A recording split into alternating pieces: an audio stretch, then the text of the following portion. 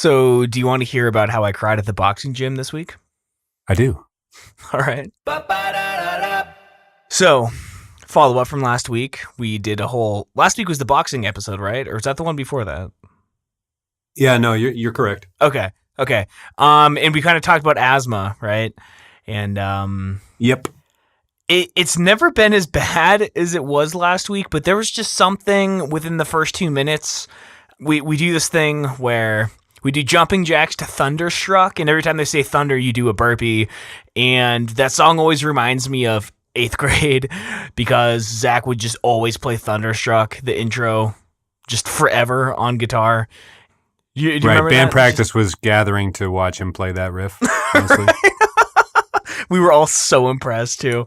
Oh, no, I mean, I'm not complaining. I was blown away.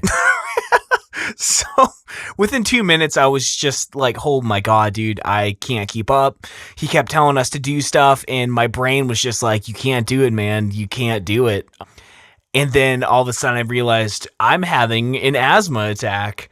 I tried to push through. I got through like 15 minutes feeling like I was drowning, and I finally went to the bathroom. And like with an asthma attack comes a panic attack, for me anyways. So I'm in the bathroom. I'm trying to catch my breath. I sit down and I just start crying, dude. Like, it sounds so funny, like saying it now, but it was just, I knew that it was just silly, but I could not stop crying, dude. I just felt like I was gonna die. Do you have a puffer? How did No. it correct itself without medicine? It just kind of hurt till the end of the day until I went to sleep. I do need to make it. That's asthma, man. Yeah, dude, my lungs hurt. Asthma's like, it does kill you, right? Like your throat continues to close. Or is athletically induced asthma different? It does just self-cure after a while. It is different. Asthma, which my sister has, like she will die if she has Right. shellfish. Okay, so athletically induced is different in the sense that it'll just make you cry and not kill you, which might be worse. Sorry, I messed up. My sister has allergies to the shellfish, not asthma to shellfish. Shellfish? I mean, you gotta be careful. So, but no, it's just Shellfish asthma would be such a rarely occurring but very serious. Like, I don't know. Are you allergic to shellfish? I don't know. I can't breathe. I don't know. You're not getting puffy. Your face isn't turning red or anything. Oh God. So usually the crying doesn't really come with this. Like Right. I've had it a Are couple. you sure it wasn't existential dread? It was for definitely the asthma. I mean, there's always a little bit of that, I guess. I don't know, but yeah, dude, it just like turned into a panic attack. And after the class, I came out and Megan's like, "Are you okay? Did you throw up?"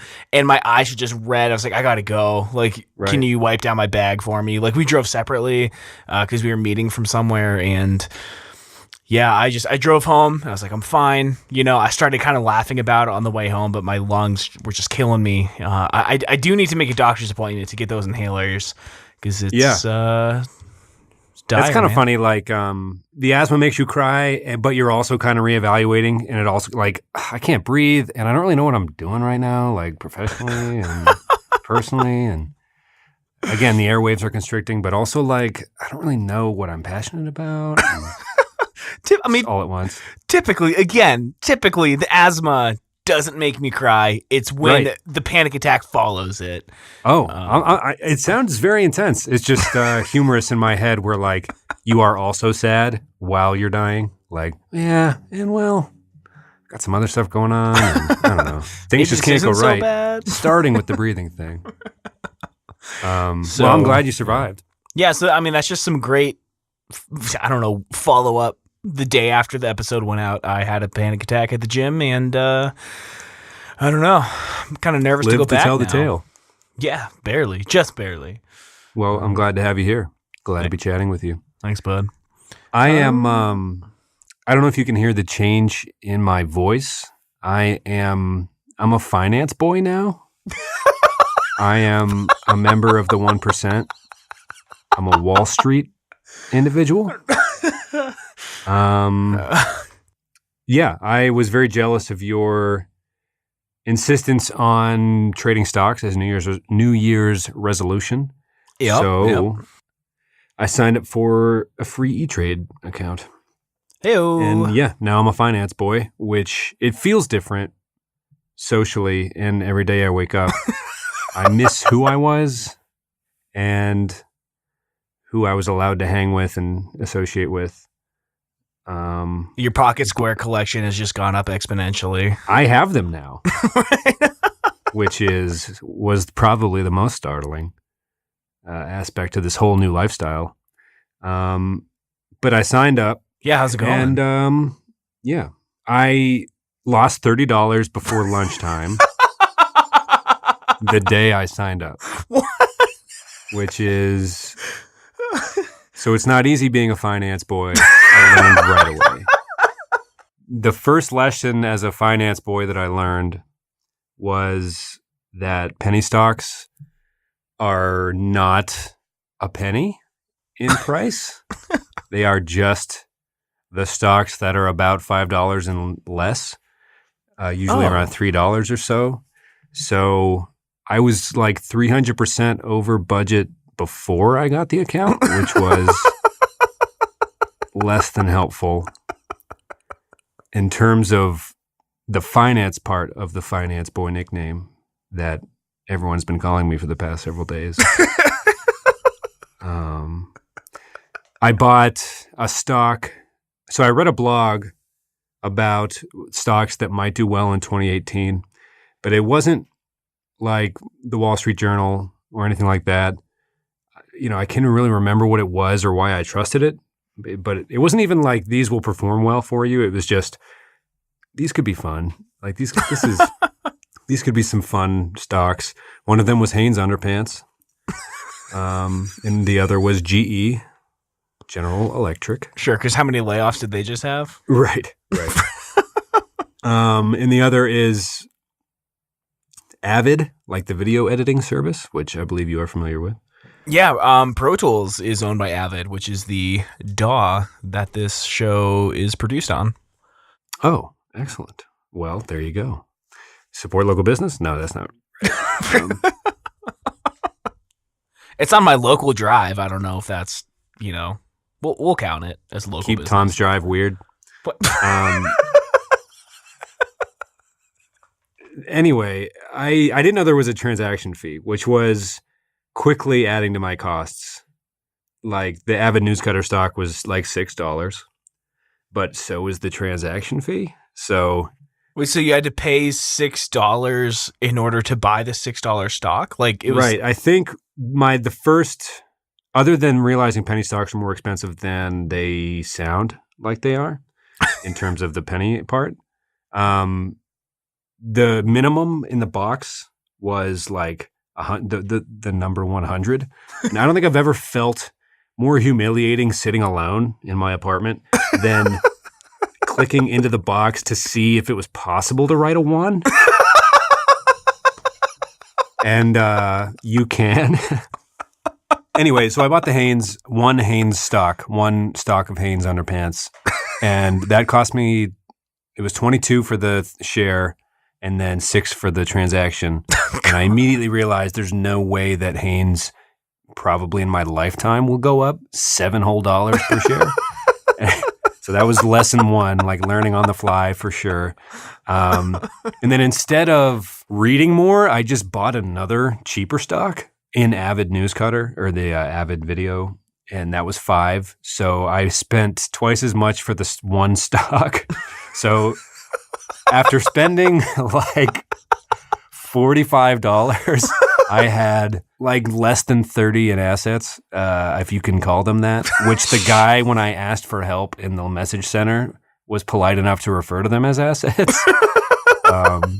He's like, yes, sir, I see what is going on here. I'll take a look into your assets right away, sir. Is it just the 2 then?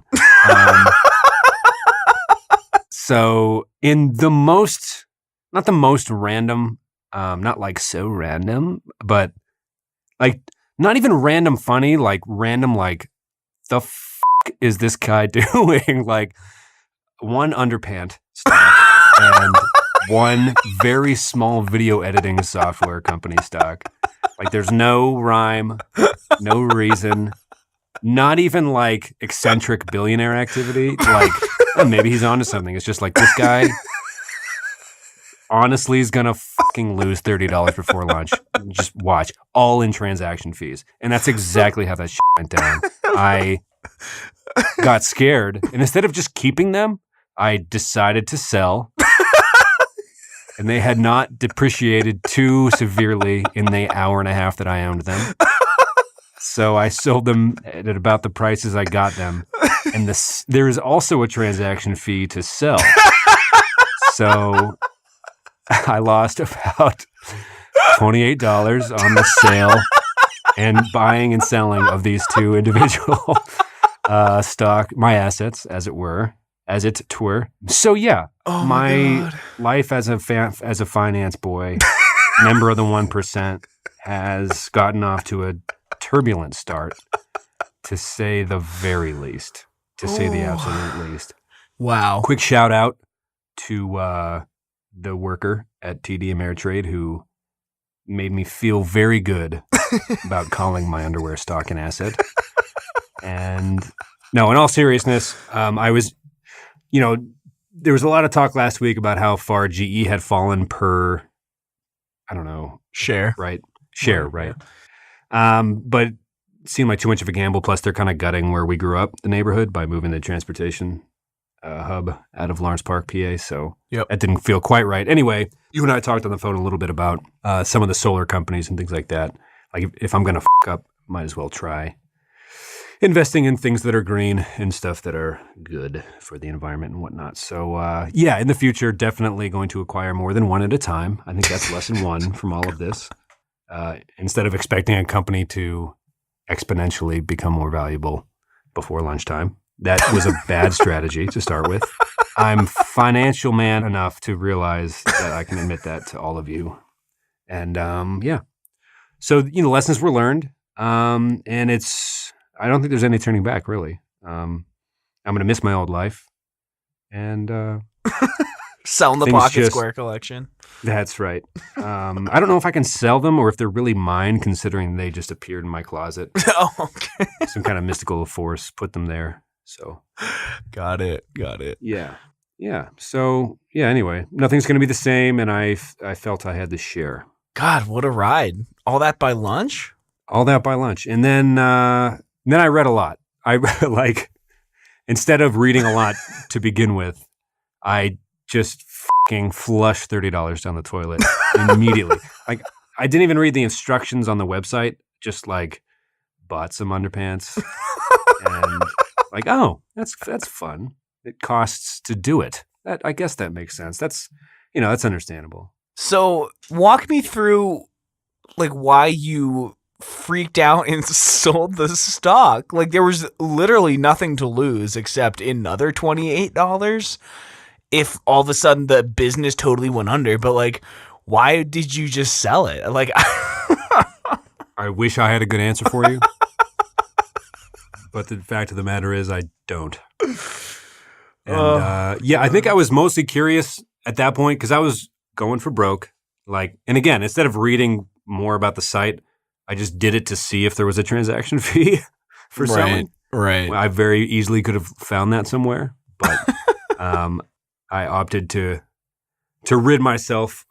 Haynes and I came to a mutual agreement to part ways in our business relationship. Anyhow, so that was fun. I don't want to super talk about it too much longer other than to say things were learned. The thing I did want to talk about most this week was artificial intelligence. That's all right. Something we're both super qualified to talk about. Right. We're a tech pod after all. Or we're a financial pod first, tech pod second. Yeah. Which I think most of our listeners are aware of. But when you envisioned the peril of artificial intelligence or what could go wrong, what's in your mind? Is it movies and Hollywood, or in your mind, how does it play out? Our relationship with it, when it takes a downturn, things like that. I'm not super concerned about it. I think that if anything were to go wrong, it would be a hacking based situation. But I don't think. I mean, are you talking about like artificial intelligence is like built into robots that can like run and gun you down? Or I guess I'm specifically talking about the movie I, Robot with Will Smith. I thought okay, I haven't that seen it. as a people, we had all assumed that's exactly how that shit was going to play out. Well, first Joaquin Phoenix falls in love with her, and then Chappie learns to love, and then Will Smith kills everything. I mean, I'm not super concerned about it, but then again, I don't know if there is and then again, I'm just not really concerned about it. Well, I guess something that came to light recently was a coworker of mine talking about how his kids interact with like digital helpers around the house. What I guess what is the official term for them? Virtual assistants? No, I mean just smart home accessories or something. Sure. Or not even. Sure. What is it? Smart speakers or something? I don't know. Matt, help us out. But I guess what they've taken to lately, his two sons, who are 11 and 13, are asking Siri and Alexa and Google. Oh, there's an Alexa in the room. I can't perform Google searches. We'll beep it out. Sorry for setting her off there. Basically, his sons are asking them how their farts smell, like frequently. And to them, it's the funniest shit ever. And to me, it's the funniest shit ever. Like, my mind went from Will Smith, sweaty, bloody, jumping from building to building, like killing robots, to immediately like what the actual, of course, first step of it, the interactions would be. And that's 11-year-old boys being like, hey, Siri, what did I have for dinner last night? And then holding the phone up to their asshole and just like accidentally, like teens nationwide accidentally giving their parents pink eye because they keep farting into the phones. Like the movie Chappie, it's like, Chappie, learn to love. Why do humans lie? It's like ethical questions immediately. That is so far down the line. Like we're still at farting into our own telephones. I just picture his kids in the living room, like the parents aren't home and the virtual assistant's there. And they're like, hey, Google, do you smell that? And them just being like, Billy, no, it doesn't have to be like this. Like, hey, Google, you smell something? Like, Billy, please don't. Anyhow, yeah, so I guess my fears were put to rest that anything too wild would happen in our lifetime because I have faith that 11 and 13-year-old boys will keep it super petty and super farty for at least 80 years, and then we can die and the armies of robot overlords can take over and have their way with the earth. So we have in Alexa at home. Okay. And we just, I think it was Christmas Day, you know, had it up on the counter and we found out there was a Simon Says function and she'll just repeat after you. And we were trying to figure out what she would repeat and what she wouldn't. And Megan goes, Simon says, I'm a little pee-pee boy. And she's like, I'm a little pee-pee boy. And like the inflection was so funny. And like all night we were just making her say the dumbest shit. And you know, all the amazing things that speaker can do, and we're making it just repeat just dumb shit.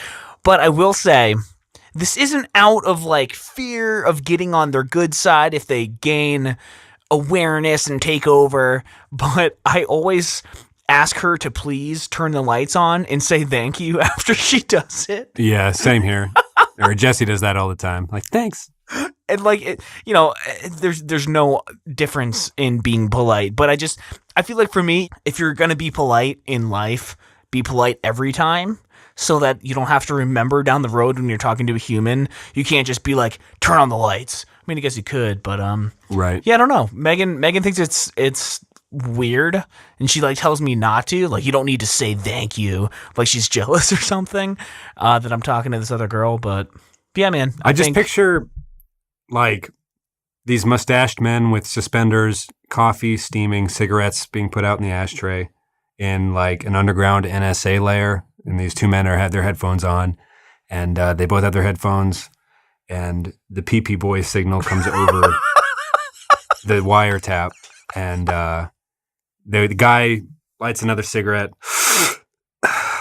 looks over and just shakes his head, and the other guy puts one single chalk tally next to the pee-pee boy column, and like the only other columns are like, Alexa, pull my finger, Alexa, just the most inane like tax dollars at work, like, and then there's a column for Russian spy stuff, and it's empty, just totally like intel that would help us in international relations whatsoever.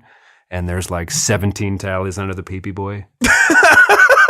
So you're the finance boy and I'm the pee-pee boy. That sounds like a superhero duo that this country needs now more than ever. Oh God. Anyhow, yeah.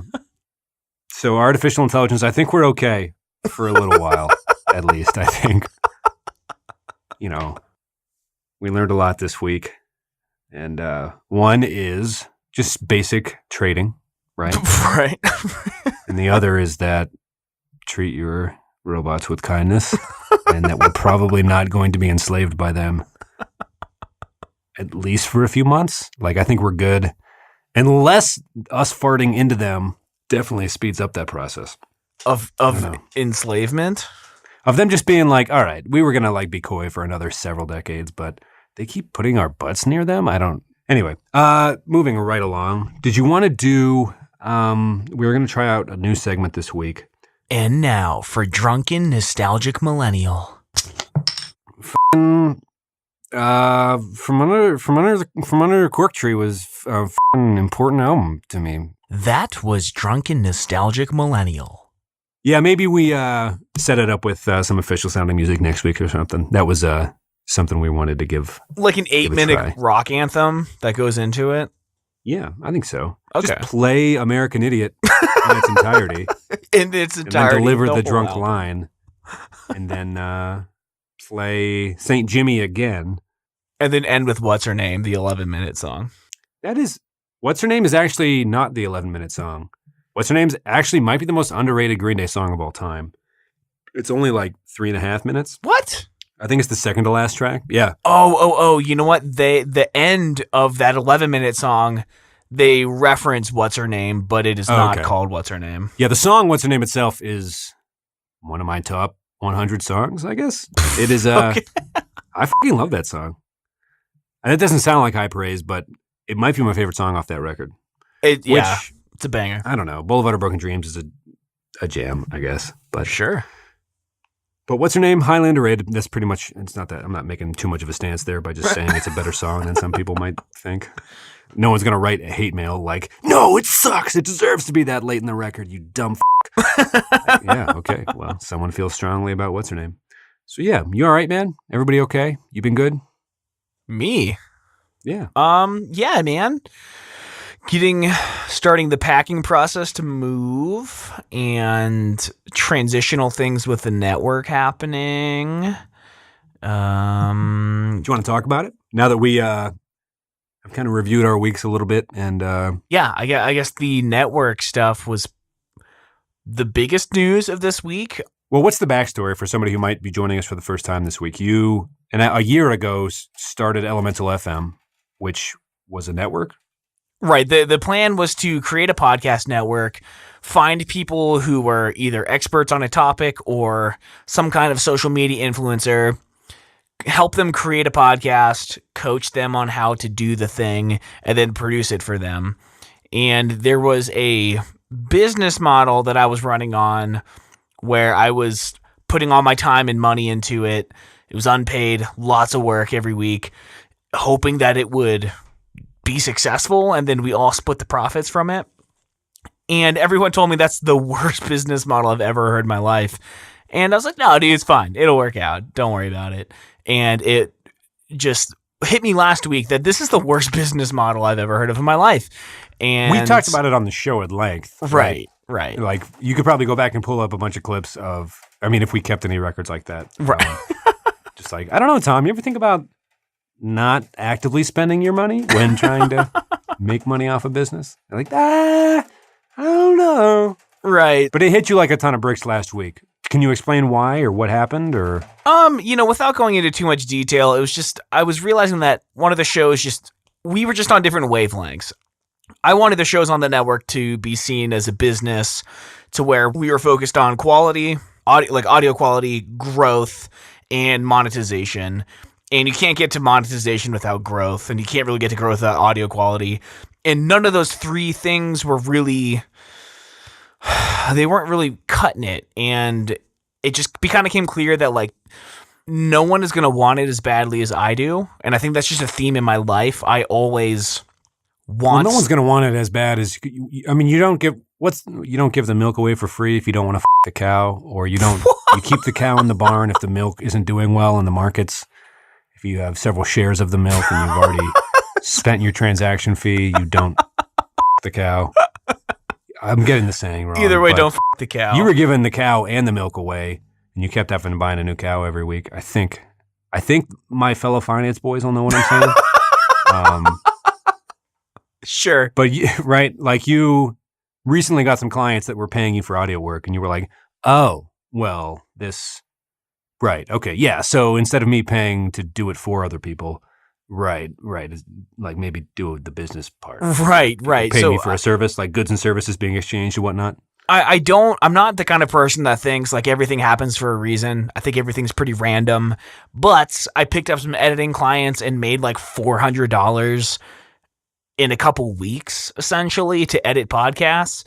And it really made me think, like, why am I spending money to edit podcasts currently? Especially when my future monetization depends on so many things that just aren't happening. And it all kind of became very clear. Sent out some emails and was like, look, I think you should all keep doing your podcasts. They're great. I've enjoyed it, but I can't be a part of it anymore. I'll help you in any way I can to get everything transitioned over to you and you guys producing. But like, I got to focus on what's serving me right now. And right now the network isn't. And everyone was like, yeah, I get that. Like they all saw it before. It was so obvious to them that they were just like willing to like, no one fought you at all. Right. So I don't know what's going to happen with the network. I'm going to continue working with the Nintendo folks, Kyle and Kylie, on their show. It's going to be... They've expressed interest in still coming out. Would they be on the network? So no, it would be like I would be producing their show, but it wouldn't be a part of the network, which I think makes everything a lot better and a lot easier. Right. It's still something to watch out for. I mean, they're some of the best game ambassadors out there, at least in terms of Nintendo, right? I mean, they're very good at what they do. And if you're a gamer, it sounds like there's no ill will from any of the no, folks not at all. Or the Captain and Admiral folks. Not at all. But I had mentioned a while ago that I haven't slept through the night in like several weeks. Uh-huh. And since I made the decision to shut down the network as it is right now, I haven't woken up once throughout the night. And I also, an hour after I sent the email to the Ad Astra guys being like, it's the first one I sent out, like, hey, we're going to have to do this differently. I got an email from this guy, Matthew, who I did some editing work for. And he was like, dude, I have so many clients I can't handle. What does your schedule look like? I can keep you busy for years.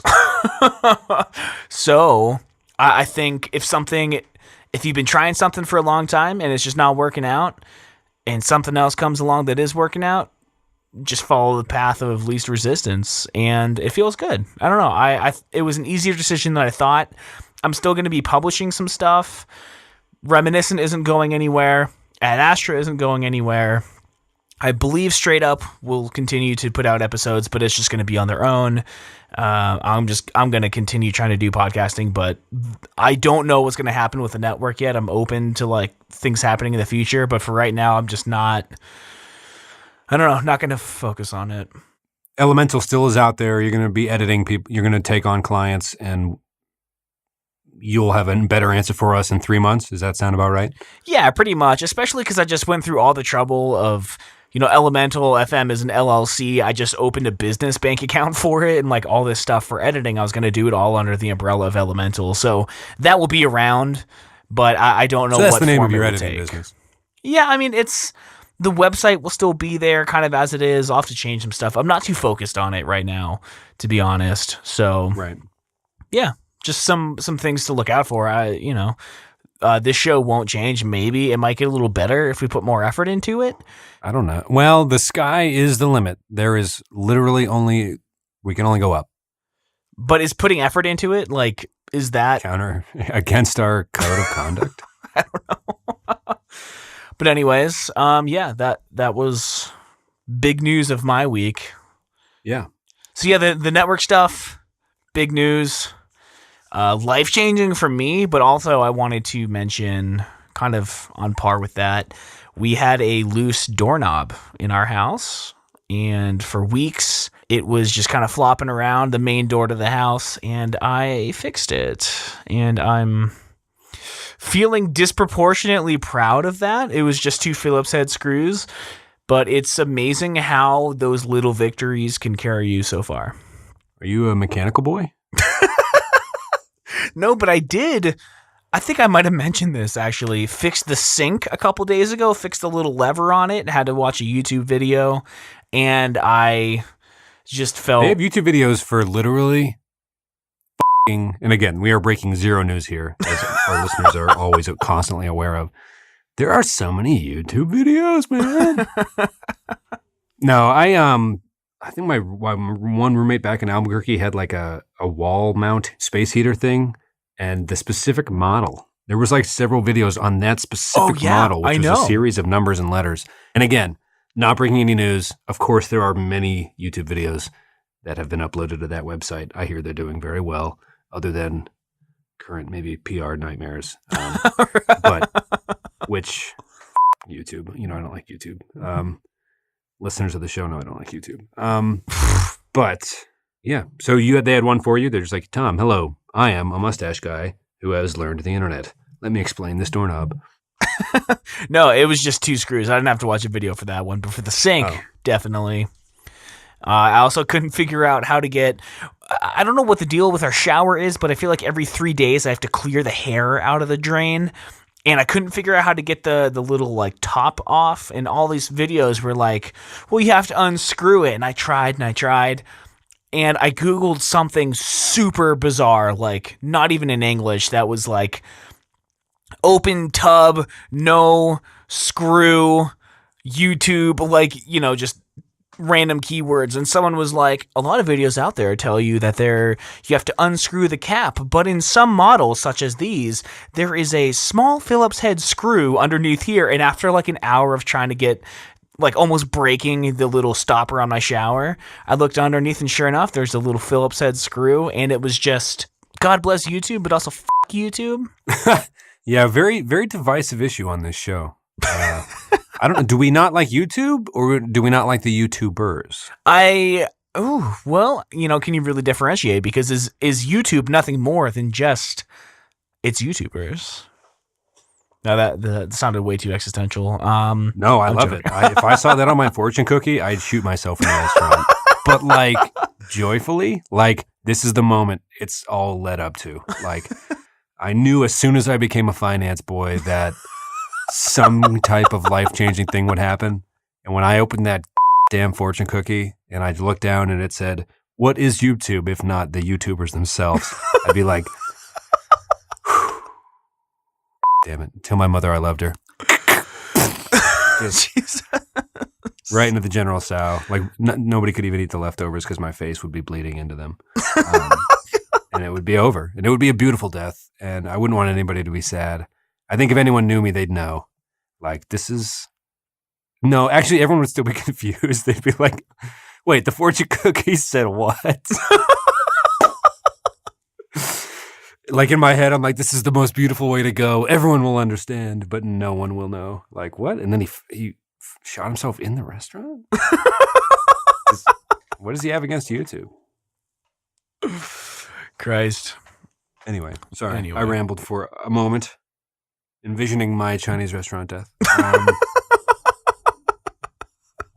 But so you're a maintenance boy now. I wonder how close they were. You know how in college they say Bachelor of Science or things like that? Yeah. I wonder if instead of Bachelor of, how close they were to putting boy after the topic. And I wonder if... I wonder if that was close. I wonder if we're on to something. I guess Like, I got a 4-year degree as a science boy. yeah, I am a Dr. Science Boy. Or I'm going back for my Masters of Science Boy. Uh, I am the Master Boy of Science. wait, it wouldn't be it it wouldn't be Masters of Science boy. well, okay, let's get what so the associate's degrees would still be, Kid. I don't know, because you're already a boy. So I think the basic 4-year degree would be like, I am a political science boy or Sure. a girl. Or Okay. I am a philosophy boy or a philosophy girl. Or I am a sociology boy or a sociology girl. And then if you went for more time, you could be a master boy or master girl of sociology. Well, right? I think it would be man or woman. But Huh? it sounds kind of funnier to say master boy. Okay. Master boy. I'm an architecture master boy. I've been in school for 8 years. Would you just continue it to say the doctor boy or doctor girl? And I think if you had your doctorate, you could be like an ultra boy Oh. or a hyper boy. A hyper, like BOII. But you add more eyes to the boy. You know what would be great if skating was a degree you could acquire? Because to be a skater boy would be like to get your doctorate in skater boy land, following this like thought experiment down the path, would have so many eyes, and that would make a decent Drunk Millennial line, I think, actually. It's just, skater boy, if low-key slaps, dude. I wore a tie over my t-shirt. I thought it looked cool. It looked really cool. Oh my God. So yes, anyhow, enough of that tomfoolery. Tom and Pat foolery. Shall... I'm sorry, everybody, for everything. You want to put this one out of its misery? Should we even leave the Chinese dinner in? Might as well, I guess. It doesn't matter. John. You promised me that you would listen to the past 2 songs this week, did you? Yeah, okay. So we're keeping songs of the week for those of you keeping count at home. I listened to Cardi B and Bruno Mars, Finesse. Yeah. It was... I couldn't tell if it was trying too hard to sound like a 90s jam, but Sure, it was definitely a jam. I get that. Yeah, I'm not trying to knock it. Cardi B's had a big year, deservedly so, regardless of your opinions about Bruno Mars. Yeah, I don't know. He's been into the 90s jams lately. I think this one was a little too Prince of Bel-Air intro or theme song. Okay. You know, it's almost like it wasn't self-aware enough to drift far away from actual 90s sounds. Right, yeah. But it was pleasant to listen to. Bruno and Cardi are good artists. So no complaints. I just don't know if it's going to be a song that's near and dear to me. The other one was Dangerous Summer, but I forget the tune. Ghosts. Okay.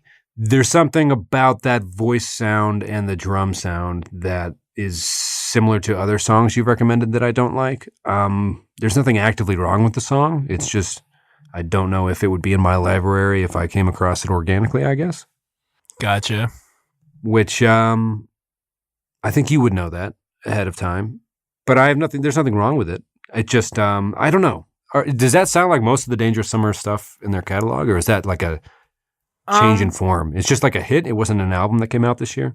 No, it's they're releasing singles up to the launch. Like they just announced the pre-release of their album today, so that was the second of 3 singles they put out. They just put out a 3rd single today, which I'm sorry was going to be my recommendation, but Oh no, keep it coming. I want to. I'll give it another try. Just because I heard it a few times doesn't mean it's not. I don't know. It just there's nothing wrong with the song or the songwriting or the lyrics or the sound even. It's just for some reason the voices of these people that you have recommended over the past year and a half. I don't know. I just don't know. It makes me feel uneasy or something. Or like I should be on a bus and younger and I don't know. Gotcha. Yeah, no, that's fair. That's fair. But it might not be. I don't know. I'm not trying to be cruel. I just it didn't speak to me, I guess. That's fine. I didn't love Jeff Rosenstock either. Right. Which I knew you wouldn't. And I was listening to it again today because I've done nothing but listen to Guppy and Post by Charlie Bliss and Jeff Rosenstock, respectively.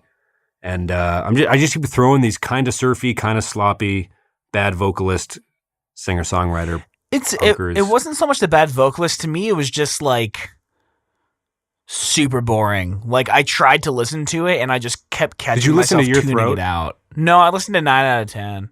Oh, okay. I guess going into that without listening to the rest, I don't think you'd like it anyway. Okay. I was hoping you would listen to Your Throat first because it comes earlier in the album. You don't have Spotify, do you? No, I have Apple Music. Okay. Do you see the album when it comes up, or how did you find it? Well, for the show notes, I've been doing YouTube videos just because everyone can watch YouTube, but not everyone has Spotify or Apple Music. Okay. So I watch it on. Well, yeah, on we were YouTube. talking last week about USA, which is track 1 essentially, and it's like 8 minutes, and it's rockin', I would argue. And then it goes right into Your Throat, and it is a very fast-paced, very fun, I don't know, rock album. And then 9 out of 10 is kind of the one ballad he allows himself to put on the record, right? And it's kind of a beautiful stoner song. But I can see where if you would listen to just that, you're just kind of like, this isn't as good as other people do this particular type of song, you know? It's almost like only beautiful because of how the rest of the record sounds. I don't know. But same old tune, right? You and I are shoving songs we know neither of us are going to enjoy down each other's throats. So Matt and Julie and the rest of the team, you'll have to sort this out for us on Twitter. And if any of you guys have recommendations, you should tweet them at us because I'm running out of fucking ideas. I don't know. Yeah, it's going to be Guppy and Post for the foreseeable future. I've been listening to Norma Jean a lot, and I know you're not going to like that. Are they still doing what they did? Is that still their shtick?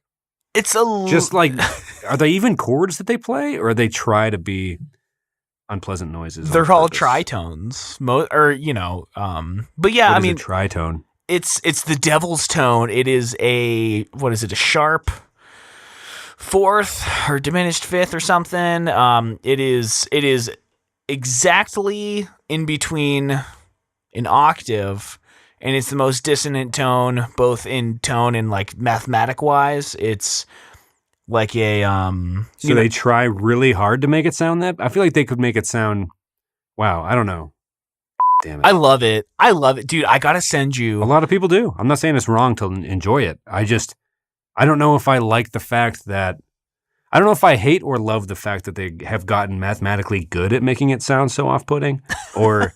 Like, I almost rather they would have stumbled upon it accidentally, like, instead of like, or if we do the uncondensed fifth, 99% juice, but if it was 77% juice, I don't know, like. Well, that tone, the Locrian mode, which has a tritone in it, was banned from the Catholic Church because it was the devil's tone. That's actually kind of cool. Again, I don't like the music, but all right. What's the Leonard Nimoy cover, or did he write that song, Hallelujah? Leonard Cohen? Yeah, did I say Nimoy? Yeah. Oh, that's the Star Trek guy. Never mind. I'm way off.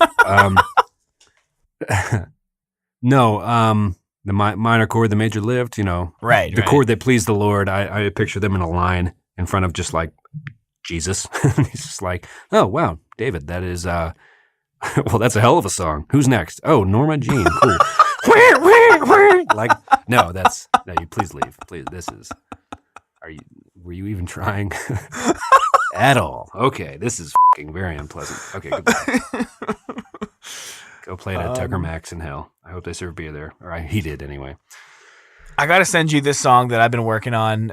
Megan was in this botany class, and there's a plant called death camus, and their teacher would write these little songs to help them remember which plants had which characteristics. And I was just like, oh my God, I have to write like a really heavy song about death camus. And I don't have the vocals yet because I can't scream or anything, but it is just straight tritones like throughout the whole song.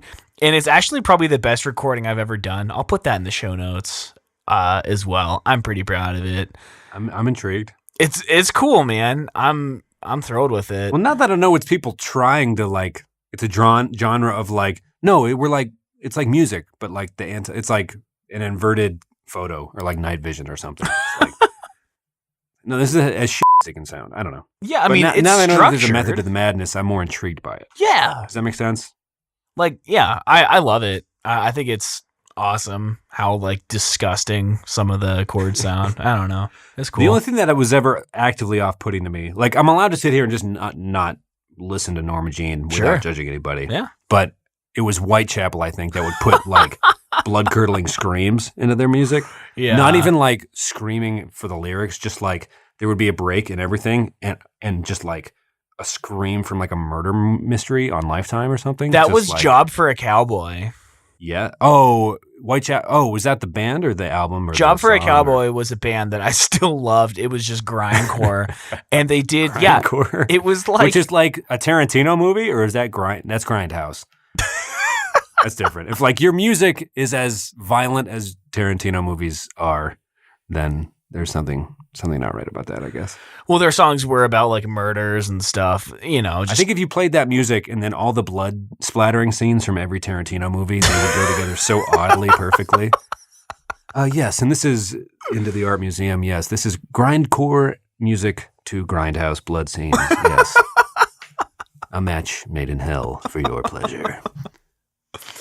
so I'll try to not recommend those. Anyway, No, you're allowed to. I'm just, as long as you're okay with me, like, super not liking them. sure, that's fine. What do you have this week? Is it more of I don't know. guppy? I really haven't. Did you like that one? I forget. I think I gave you the song Percolator off that record. I or Black liked it, Hole, but her voice was really squeaky. I It think is. was It my is. criticism. which is you either like or don't like the band because of that aspect, because it's such a defining characteristic, certainly. Yeah, I've just been listening to Rosenstock, man. Do you mind trying the first two songs off the record? sure. I could see where you're just like, I don't care about a stoner on the subway. Like, what's this, a love song? Like, I just don't get it. Maybe that'll give some context. And also, I would be lying if I said I'd been listening to anything else at all. So, Gotcha. put as much effort into it as you feel necessary. And if you don't, I won't be hurt. It's just, I don't have anything for you this week other than it is the first great record of 2018, in my opinion. And that is me regurgitating something the Ringer wrote probably 2 weeks ago. So, All right. Well, what are the song names again? USA. Okay. And Your Throat. The letters Y-R and then throat. Okay. It's a song about losing your voice. It's not like a violent thing. Gotcha. Like when your words get stuck. Anyway, I'm intrigued to discuss them with you. All and right. then if you end up liking 9 out of 10 anymore, looking back, probably not, but we try. All right. I remember the one week you were like, I don't really like surfy guitar. I'm like, Right. I've been getting into Best Coast lately. You want to just dive right into that shit you just said you don't enjoy? Like, Pat, that is the surfiest guitar you son of a damn bitch. It's not even new surfy guitar. It's from like 97. They're like, what? Searching the archives to upset you. No. Yes, what do you have for me, good man? I have the Dangerous Summer's new single Okay. just came out today. It's called. I don't really like it. All right, here's more. Next week, same time, same place, everybody. This will be a very similar conversation. If you've lasted this long, then you'll probably be there for it. But we might be able just to replay this give and take and fill in the song names, like comically different audio levels and stuff. Like, I listened to Dangerous Summer this week and I didn't really like Drown. And, it's something about the vocal and the drum. And you get up, you're just like, oh, what was it, Jeff Rosenstock? And the thing about Jeff Rosenstock was that there was I just didn't care about Jeff Rosenstock. Couldn't find myself caring, so. But anyways, That's a little preview. the Dangerous Summer's new song Valium is it's pretty good. Ooh. I pre-ordered their album, bought it on vinyl. We'll never listen to it on vinyl because I will have it on Apple Music as well. There you And yeah, stoked. Valium was, real quick before we go, there was a band, my sister, a person she worked with at Chuck E. Cheese in Erie, He had a band and they had a MySpace and everything in like 2002. It was called Don't Meth with Gerard. And their one song was Turn Up the Valium. Oh my It was God. just the most Erie County ever. And I just need you to know that. That means nothing to anybody else listening except maybe Julie. And anyway, it was just a good time to be alive, I suppose. Anyway, yes. Awesome. Turn up the volume. Yes, turn up the volume, everybody. All right, man. Well, I'll talk to you next week. I love you. And yeah, I promise to listen to every second of the song you've provided. Have a good week, everybody. Thanks for listening. Yeah. Be good to one another and whatnot. And yeah, turn up the volume. See you, dude. Ba ba ba ba ba ba ba.